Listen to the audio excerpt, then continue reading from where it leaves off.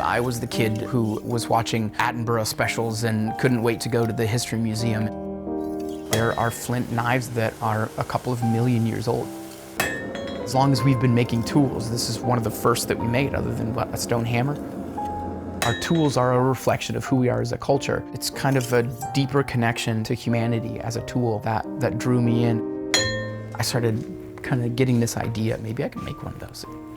People have been making these things for, what, 3 million years? That can't be the hardest thing in the world, right? It's, you know, not the easiest thing in the world either, but that was kind of what got me onto it. This is my shop. Basically, everything I produce right here. Each time I start a project, there's kind of a new feel to it. There's something about it that's going to be a little bit different. There's something about it that's going to speak to someone. Every knife is a combination of material and design, and so the geometry is a key component to the design.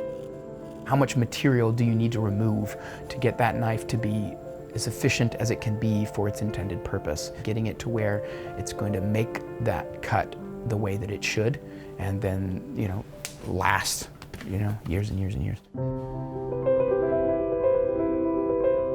Anyone who makes tools, right, functional tools, there's a blend between this is aesthetically a reflection of either me or the person who's commissioned this piece, but also it's functional. And I think that artisanry is the melding of those two things. You have the functional, the utility of that craft, and then you're trying to meld that with art that says something about the culture that you're in. A huge part of the process is dialing in the amount of heat. Fire is an important part of that. It's an integral part of that. When I fire up the forge and I kind of stare into that, you have to kind of be here in this moment. It's a violent process to shape, to bang on those with a hammer and an anvil.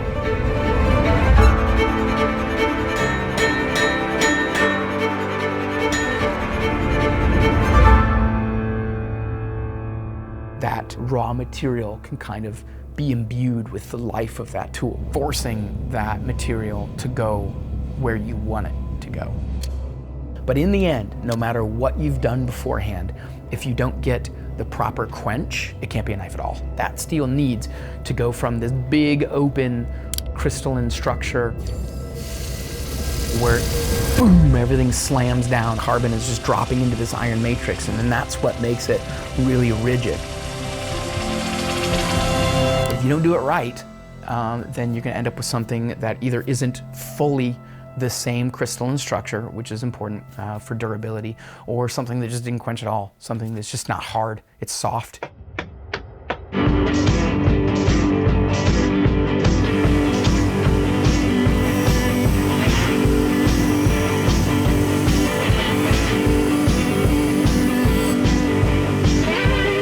For me, the more I understand, the more I feel connected to that tool.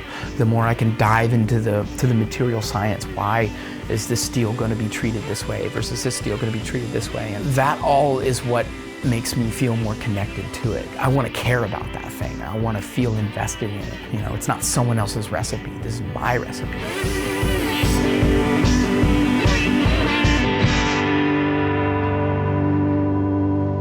Material choice is an important part of it, just looking at what's its functional purpose. And then there's the aesthetic piece that, okay, it's gonna have to have a handle, so it may as well make it beautiful.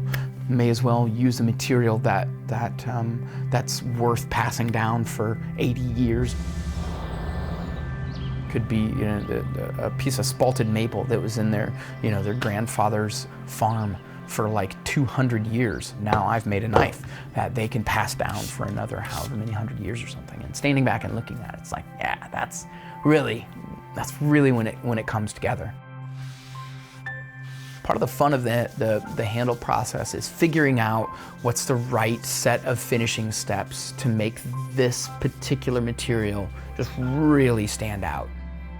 It's really just about bringing the natural beauty out of that material.